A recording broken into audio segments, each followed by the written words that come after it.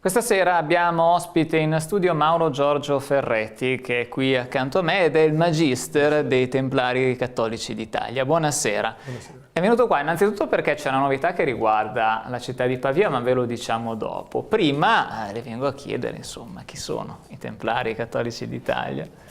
Beh, innanzitutto grazie dell'ospitalità, sono molto contento di essere qui, anche in area pavese. Ora, diciamo che siamo un'associazione di fedeli, siamo più di 2000 uomini e donne in Italia, operiamo in circa 160 diocesi, ormai da 35 anni. Quindi quello che facciamo sostanzialmente è quello che facevano gli antichi monaci cavalieri templari ai quali ci ispiriamo, cioè proteggono i pellegrini sulle vie di pellegrinaggio, proteggono i luoghi di culto, aiutano i sacerdoti e i religiosi a custodirli e questo stiamo facendo ormai da tanti anni, ecco, anche in basiliche importanti, in cattedrali, diciamo che aiutiamo i fedeli a poter tranquillamente, serenamente pregare senza essere disturbati né nell'interno né nell'esterno. Voi ha detto vi ispirate agli antichi monaci templari e loro invece che cosa facevano? Beh, insomma, adesso vivevano in periodi ancora più difficili. Insomma, i nostri non sono periodi semplici, ma quelli erano davvero anche difficili. Noi oggi abbiamo delle situazioni molto difficili. Devo dire, i monaci cavalieri templari, innanzitutto già abbiamo detto che erano monaci, per cui sappiamo che erano religiosi, che però avevano, grazie al loro mentore San Bernardo, la licenza d'uccidere. Era una licenza d'uccidere, cioè di poter usare le armi, la spada, ma per difendere. Questo è l'elemento chiave che viene a volte dimenticato. Difendevano gli indifesi, cioè i deboli, i bambini, le donne e soprattutto i pellegrini che in quell'epoca medievale, come lei sa, viaggiavano molto spesso a piedi e per il pellegrinaggio della vita, quindi Gerusalemme, quindi Roma, quindi Santiago de Compostela.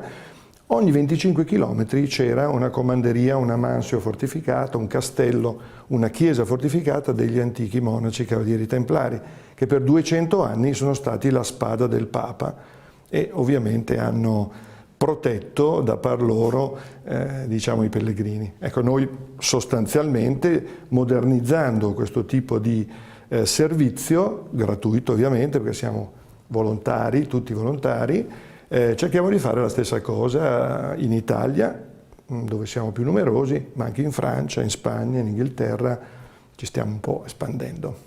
Ecco, arriviamo proprio sul nostro territorio, un territorio sul quale voi siete in espansione. Allora, prima di dire che cosa farete da qui in avanti, che cosa avete fatto fino adesso? Insomma, diciamo che fino adesso siamo stati presenti un po' ovunque in Lombardia, anche perché fra le tante attività noi scortiamo sempre la Madonna di Fatima, per esempio. Lei sa che quando la Madonna viene a visitare, no, le varie parrocchie c'è sempre un grandissimo numero di fedeli, anche magari chi normalmente non va alla Santa Messa, però quando viene la Madonna è spinto ad esserci. Ebbene, noi consentiamo diciamo ai fedeli di poterla venerare anche di notte, per esempio, quindi la custodiamo giorno e notte, no? Ecco, l'abbiamo fatto un po' dappertutto. A Pavia da qualche mese siamo stati più volte in San Pietro in Celdoro, avete delle magnifiche chiese a Pavia veramente, e dagli agostiniani, dai padri agostiniani.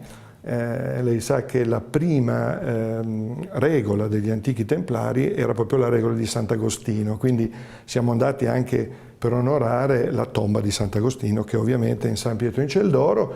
Abbiamo partecipato anche a diverse sante messe e adesso svegliamo lo scoop che voi per primi passerete in onda. Diciamo che dai primi di aprile custodiremo anche il Duomo di Pavia.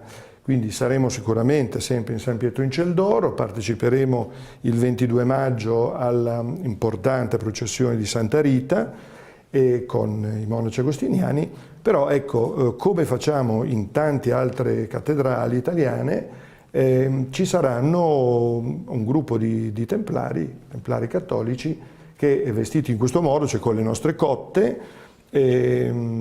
consentiranno ai fedeli di visitare il vostro Duomo anche nell'intervallo di pranzo, insomma, cercando anche di fare non tanto la guida turistica, perché non è la nostra attività, ma cercando di essere un po' una guida che illustra al visitatore gli aspetti spirituali più importanti della chiesa, del Duomo. Ecco, difatti su questo magari potete anche essere d'aiuto per chi non si reca in Duomo semplicemente come turista per ammirarne le bellezze, ma per momenti di preghiera particolare. Esatto, devo dire che questo è uno degli elementi che ci dà più soddisfazione, perché molto spesso anche il turista che in realtà visita le nostre meravigliose città d'arte, spinto, pensa lui, solamente da un bisogno culturale, in realtà trovando un templare all'interno della chiesa si scopre anche bisognoso di una preghiera, di un Padre Nostro, cosa che noi facciamo regolarmente un po' fare a tutti, quelli che ovviamente accettano. Faremo anche a Pavia, evidentemente. Allora, quindi quando da aprile, entrando in Duomo, troverete i Templari Cattolici d'Italia, insomma, ricordatevi di questa chiacchierata, li conoscete bene adesso. Allora, grazie alla Magister Mauro Giorgio Ferretti. Sì, volevo dire, sì, approfittiamo che abbiamo un sito, perché ormai certo, dobbiamo presidiare le vie di comunicazione di oggi, che sono, oltre ai mass media, cioè voi, anche internet. Abbiamo un sito che si chiama templarioggi.it, ha più di 500 pagine e racconta un po' tutte le nostre attività in ogni luogo, e quindi può essere consultato. Ovviamente cerchiamo sempre cavalieri e dame. Ecco, questo va detto perché è importante, non servono soldi, serve solo buona volontà e diciamo disponibilità al servizio della Chiesa e più in generale dell'Ecclesia, cioè di tutti noi. Grazie mille allora. Grazie a voi.